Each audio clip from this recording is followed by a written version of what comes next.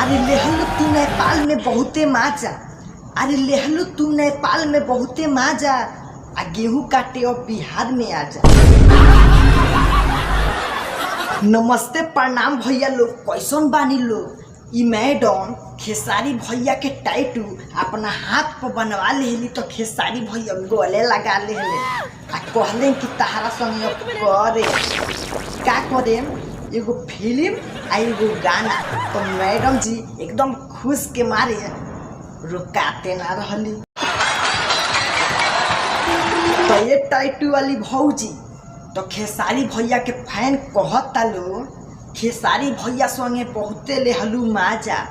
अरे खेसारी भैया संगे बहुते लेहलू माजा, अब गेहूं काटे बिहार में आजा। तो ई मत कहिए ये टैटू वाली भौजी, नेपाल में हम बनावत रहनी टिकटॉक ये बोलम।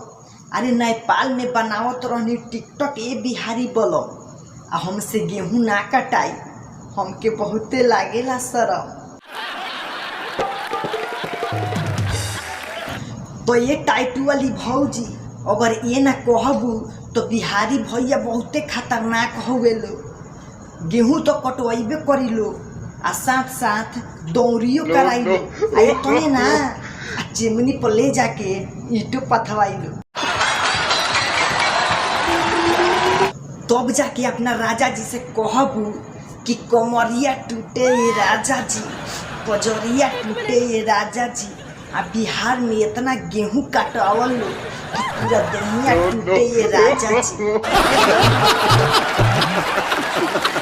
तो उनको राजा जी कहता रे माना करी तो बहुते चुनालू।